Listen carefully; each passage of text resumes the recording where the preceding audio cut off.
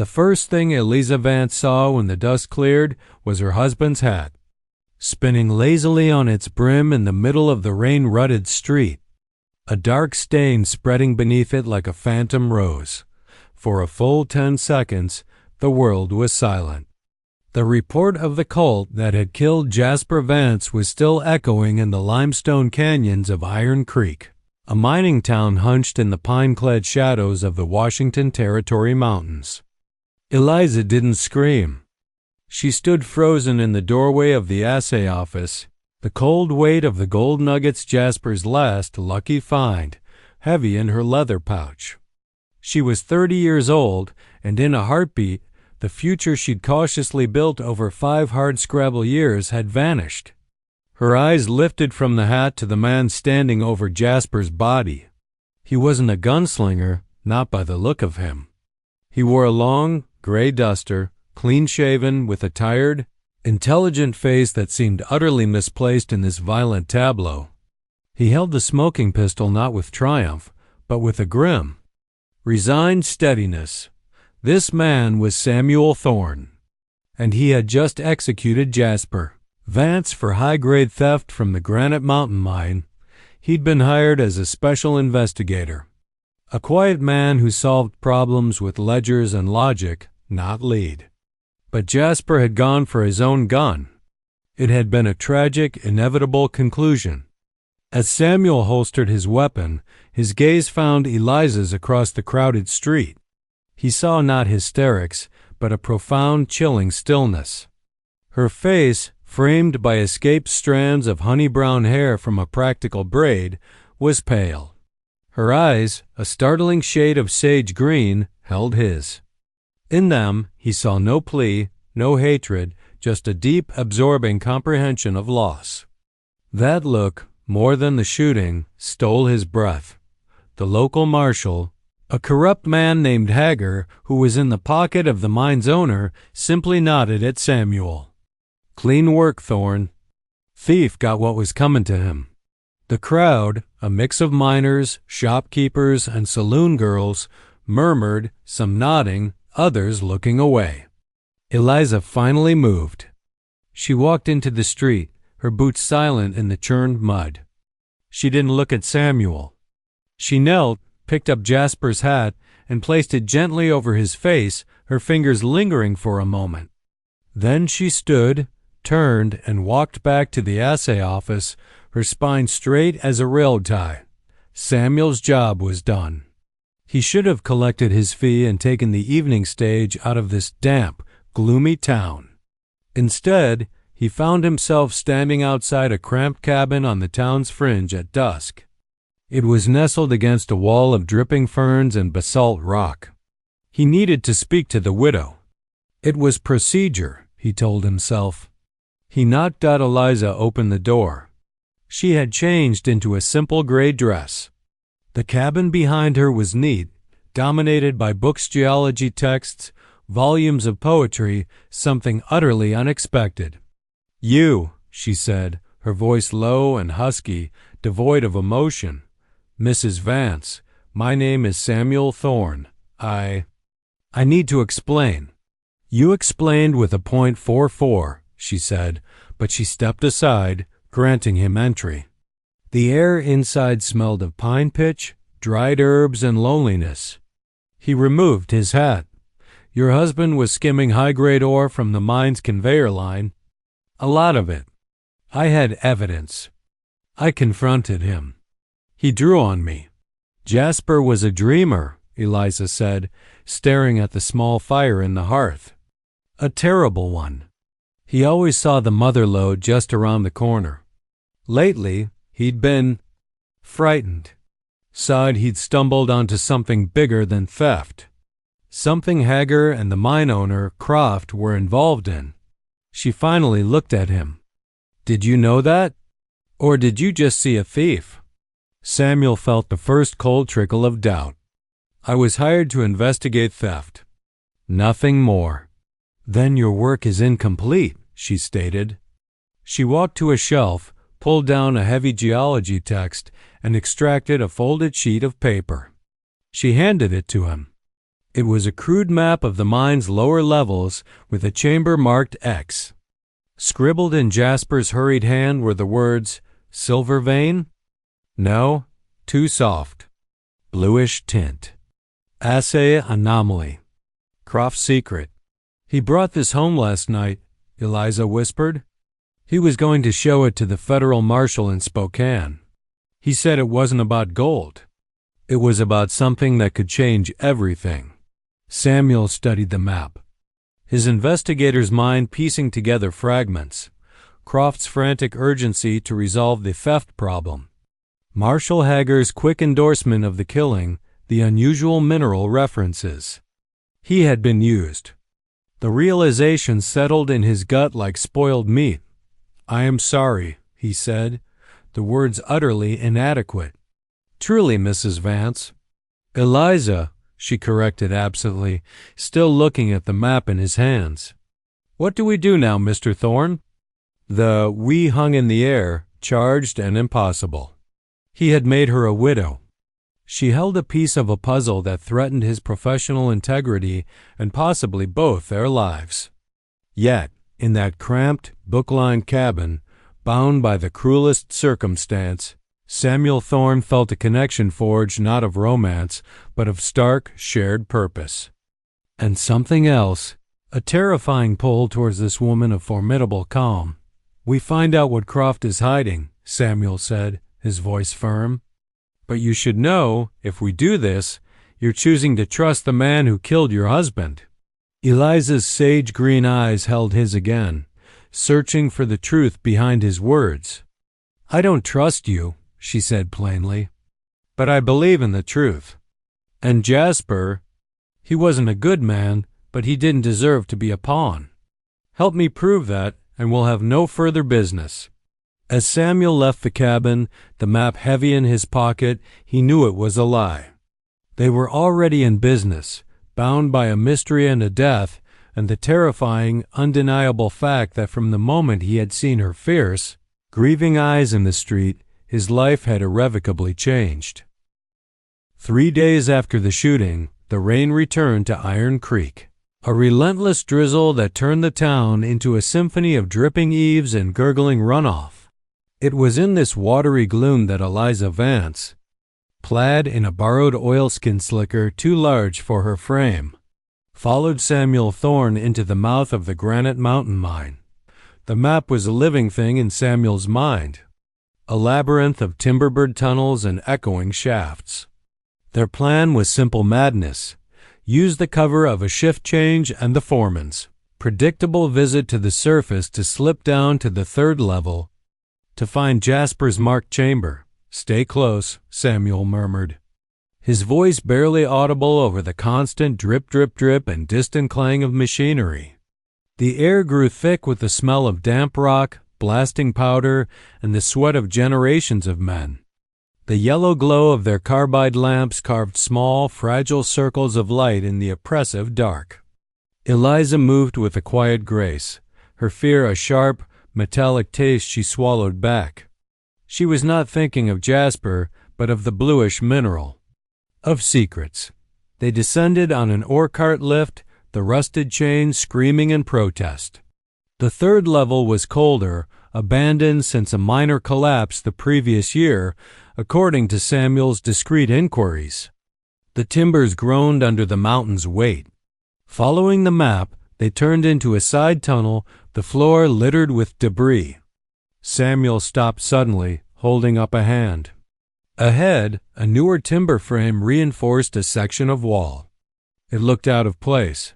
"This is it," Eliza breathed, pointing to a symbol scratched on a beam Jasper's personal mark. A crude V. Samuel wedged his pickaxe into a gap in the rocks. With a grunt of effort, he pried loose a section of the false wall. Behind it was not rock, but a crude door of heavy planks secured with a modern padlock. Samuel made quick work of it with a set of tools from his coat. The door swung inward on silent hinges. Their lamps illuminated a chamber no larger than a railroad car. But it wasn't filled with silver or gold. Stacked neatly on crude shelves were dozens of ceramic jars sealed with wax. Along one wall were wooden crates, stenciled with words that made Samuel's blood run cold. Nitroglycerin. This was a hidden explosives magazine. But that wasn't the secret. Eliza moved to the jars. Using her knife, she scraped away a bit of wax. Inside was a fine bluish-gray powder. She dipped a finger, rubbed it, smelled it. Her eyes widened. "It's not mineral ore," she whispered, her voice filled with awe and horror.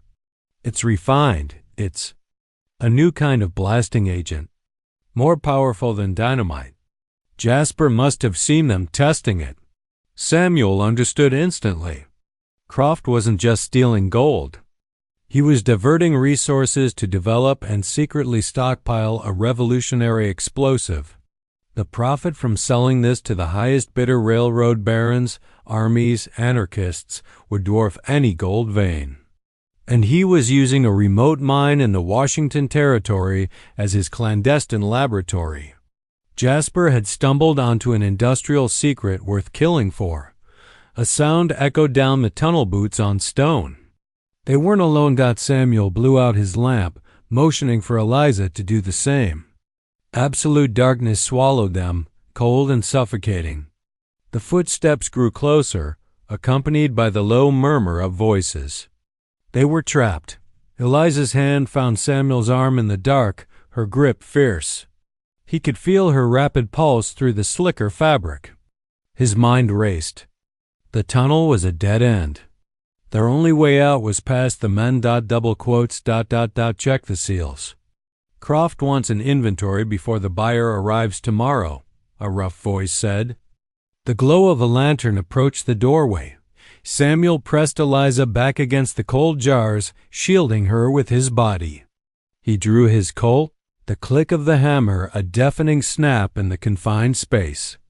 The lantern light flooded the doorway, framing a hulking silhouette, one of Croft's private guards. The man's eyes adjusted, and he stared, dumbfounded, at the two intruders. Samuel didn't hesitate. "Don't," he said, his voice a low command. The guard went for his gun. Samuel's shot was a thunderous roar in the sealed chamber. The man cried out, stumbling back. Chaos erupted. Another guard appeared, firing wildly into the room. Samuel shoved Eliza to the ground behind the crates of nitroglycerin. A bullet ricocheted off a ceramic jar, sending shards exploding. "The nitro!" Eliza screamed, covering her head. The madness of the situation crystallized. A single stray bullet into one of those crates would vaporize the mountain and everyone in it. Samuel switched tactics. He took careful aim and shot the lantern in the tunnel. It shattered, plunging the entrance into near darkness, save for the spilled oil burning on the stone. "Now!" he yelled, pulling Eliza up. They ran, crouched low, through the doorway, past the wounded, confused guard. They sprinted down the tunnel, the shouts of pursuit echoing behind them. They reached the lift, Samuel hauling on the lever with desperate strength. The cart began its agonizingly slow ascent just as more guards spilled into the shaft below, their shots pinging off the ascending metal. Breathing in ragged gasps, soaked in cold sweat and mine damp, they emerged into the rainy night. They didn't stop running until they were deep in the dripping, ancient forest that surrounded Iron Creek. Under the canopy of massive Douglas firs, they finally halted, hands on knees, sucking in clean, cold air. Eliza turned to Samuel, her face a pale smudge in the darkness. "They're not just thieves. They're arms dealers. And we now have proof," Samuel said, patting the inside of his duster where he'd stashed a small sealed jar of the bluish powder. "But Croft knows we know. He'll come for us. And Hager's badge won't protect us. It'll bury us." In the shelter of the giant trees, the reality of their partnership shifted.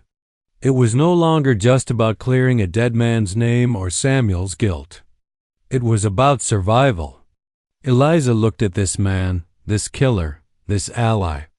The fear in her gut was laced with a terrifying, exhilarating dependence. He met her gaze, and in the shared silence, a pact was solidified. They had to run, but not just to escape. They had to get to the federal marshal in Spokane to expose the conspiracy. And they had to do it together. The high, lonesome whistle of the Great Northern Express cut through the dense fog. Clinging to the banks of the Columbia River on the exposed, wind-scoured platform of a remote whistle stop, Eliza Vance watched the approaching monster with a heart pounding against her ribs like a trapped bird. The plan was simple: board the eastbound train, lose themselves among its passengers, and reach Spokane before Croft's men could intercept them. It was a good plan. Until at WASN T. Samuel stood a pace behind her, his gray duster blending with the mist, his eyes constantly scanning the sparse crowd, a few lumbermen, a traveling salesman, a family with wide-eyed children. In his inside pocket, the ceramic jar of proof felt as heavy as a cannonball. In the 3 days since their flight from the mine, a tense, unspoken understanding had grown between them. They moved as one unit, communicated with looks, shared meager rations from his pack. The ghost of Jasper Vance was still there, but he was fading, replaced by the immediate, visceral need to keep each other alive. The train hissed to a stop, steam billowing around its great iron wheels. As they moved to board a passenger car near the rear, Samuel's hand closed gently on Eliza's elbow. "Wait," he breathed. Through the dissipating steam, she saw them. 2 men in city suits, too clean for this rugged stop, stood by the baggage car. One was checking a pocket watch. The other was scanning the platform with the cold, assessing gaze of a predator. Croft's men. They'd anticipated the rail line. "Back slowly," Samuel instructed, guiding her behind a stack of timber waiting for shipment. The wind changed, carrying their words. Thorne and the woman. "Boss says they have the sample. They don't reach Spokane." Eliza's blood went cold. Samuel's face was set in grim lines. The train gave its departing whistle. It was leaving. Their escape was pulling away. "The river," Samuel said abruptly, his eyes going to the wide, slate-gray expanse of the Columbia, swift and icy cold. Tied to a rickety dock was a small, flat-bottomed scow used for ferrying supplies. It was madness. But it was their only chance. As the train began to chug away, they broke from cover, not towards it, but away, sprinting for the dock. A shout rose behind them. A gunshot cracked, splintering wood near Eliza's head. Samuel returned fire, not to hit, but to delay. They scrambled onto the scow. Samuel slashed the mooring line with his bowie knife just as the 2 men reached the dock's edge.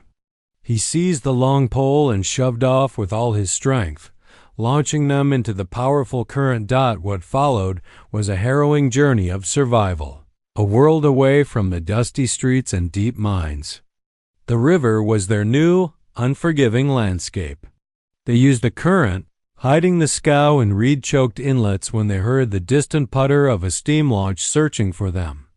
They spent a night shivering under the scow on a gravel bar, listening to the wolves howl in the dark woods of the Gifford Pincho. Samuel caught fish with a line and hook. Eliza found cattail roots and wild onions. They spoke in hushed tones, not of the past or the future, but of the immediate, the set of the next rapid. The gathering clouds, the need for a fire. On the second night, huddled under a lean-to of pine boughs with a small, hidden fire between them, the barriers began to truly crack. Eliza, watching Samuel meticulously clean his pistol, asked the question that had haunted her. "Why did you take the job?" "You're not a hired gun." He didn't look up. "I was a surveyor. For the railroad. Saw too many men get cheated, hurt, killed for profit. Thought I could balance the scales. Use my mind to find the truth." This time, I found a truth that used me. He finally met her eyes, the firelight dancing in his. I will spend the rest of my life regretting what I did to you, Eliza. She hugged her knees to her chest. Jasper was a liar and a coward. He'd have gotten himself killed one way or another. He brought that map home not to protect me, but because he was scared and didn't know what else to do. She took a shaky breath. You look at me like I'm a person, not a possession or a burden. You risk your life for the truth. I don't know what to do with that. You don't have to do anything with it, he said softly. But know it's there. The next afternoon, they pulled the scow into a sheltered cove near a remote railroad trestle. According to a stolen timetable Samuel had memorized, a local freight train would slow to a crawl here. It was their new ticket east dot as they waited in the chill damp. The tension of pursuit momentarily lifted, something else filled the space. Standing by the water's edge, Eliza looked at Samuel, his tired, resolute face, the quiet strength that had pole vaulted them down a raging river. This was not a storybook romance. It was forged in grief, guilt, and mortal danger. But it was real. He turned to her as if feeling her gaze. Wordlessly, he approached. He didn't touch her. He simply stood before her, his expression laid bare. In it, she saw his regret, his determination, and a profound, unwavering regard that had grown in the darkest of soils. When this is over, he began, his voice rough. When this is over, she finished. A fragile, hopeful smile touching her lips for the first time since he'd seen her in the street. We'll have that conversation. The distant rumble of the freight train echoed through the gorge. Their journey and the fragile, undeniable thing growing between them moved on to its final dangerous stage. Spokane Falls was a roar of white water and ambition, its mist kissing the bustling city that had sprung up on its banks. Eliza and Samuel, looking like any other travel-worn pair coming off the freighter's boxcar, melted into the crowds on Trent Avenue. The jar of bluish powder was now wrapped in oilcloth and carried in Eliza's bundled shawl, a decision they'd made without discussion. If they were separated, the proof had to survive. The federal marshal's office was in a sturdy brick building near the courthouse.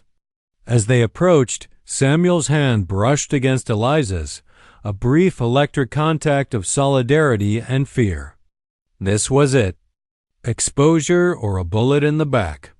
Marshal John Kellogg was a grizzled man with eyes the color of glacier ice.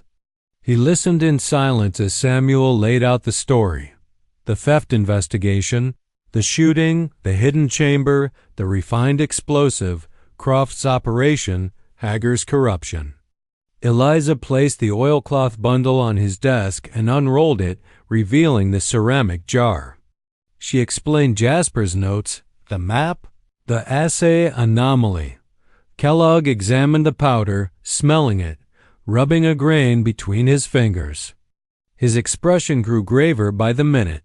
He stood, walked to a locked cabinet, and retrieved a small, official-looking report. Got a circular last month from the Army. They're hearing whispers about a new, stabilized blasting compound being developed illegally. Calls it Compound C12. Describes a bluish-gray powder. He looked at them. You two just walked in with a war on your backs. Within the hour, Kellogg had mobilized a team of his most trusted deputies. He sent a cryptic telegram to the territorial governor and began drafting warrants. The plan was a direct, swift raid on Croft's office in Iron Creek, coordinated with the arrest of Marshal Hager. You'll need to stay here. In protective custody, Kellogg told them. Samuel and Eliza exchanged a look. With respect, Marshal, Samuel said, his voice steady. We're going back. We have to see it end.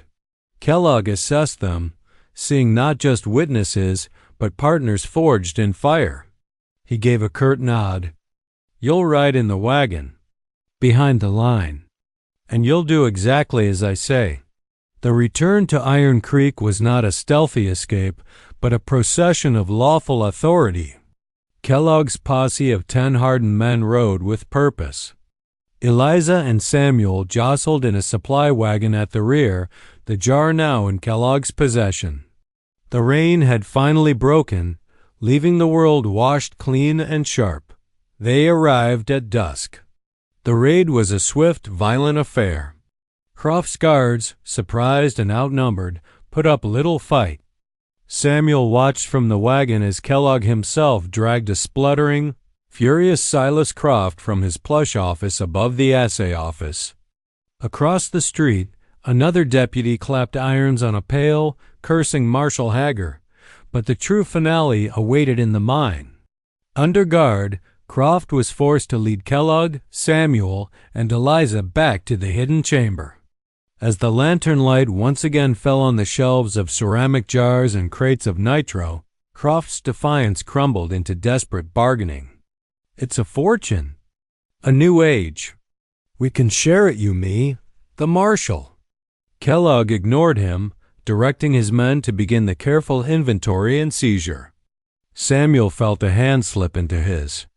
Eliza stood beside him, her face illuminated by the lantern's glow, her sage-green eyes fixed on Croft, the source of all her pain. There was no triumph in her expression, only a deep, weary closure. Back on the surface, under a sky streaked with the violet and orange of a Pacific Northwest sunset, Kellogg approached them. "It's done. Croft and Hager will hang for fraud, corruption, and about a dozen federal firearms violations. The mine will be seized by the government." He looked at Samuel. "Your shooting of Jasper Vance has been reviewed. Given the proven conspiracy to silence him and the evidence he drew first, it will be ruled justifiable. Your name is clear." He then turned to Eliza. "Ma'am, you have my deepest condolences for your loss and my profound respect for your courage." The formalities were over. The posse began preparing to transport the prisoners and evidence. Samuel and Eliza were left standing alone in the quieting street, the very place where their story had begun with a spinning hat and a gunshot. The weight of the past week settled upon them, but it was a different weight now. The danger was gone. The mystery was solved. The future, vast and unknown, stretched out before them. Eliza turned to Samuel. The last of the sunset caught in her hair. "What now, Samuel Thorne?" she asked, her voice quiet. He looked at her, this woman of incredible strength, quiet intellect, and resilient heart. He thought of the river, the firelight, the shared silence, the touch of her hand in the dark. The guilt would always be a part of him, but she had offered him a path not to forget it, but to build something worthy alongside it. "I have a small claim outside of Missoula," he said. "Not for gold. For timber. It's peaceful. It's got a creek and room for a lot of books." He took a step closer, his heart pounding harder than it had during any gunfight. "I would be honored, Eliza Vance, if you would consider sharing it with me. Not out of obligation, not out of guilt, but because, in the middle of all this darkness, I found you. And that is the only thing that makes sense." Tears welled in Eliza's eyes, not of grief, but of a profound, healing release. She saw the honesty in his face, the love that had grown, tender and fierce, from the most barren ground imaginable. She thought of her books, her desire for a quiet life, her unexpected, hard-won trust in this good, complicated man. She placed her hand in his. "I don't want to claim Samuel," she said softly. Then a genuine, warm smile touched her lips. "But I would very much like a home. And there, on the muddy street of Iron Creek, with the mountains as witness." He leaned down and kissed her a kiss that was a promise, a beginning and a testament to the most unlikely, undeniable love at first sight.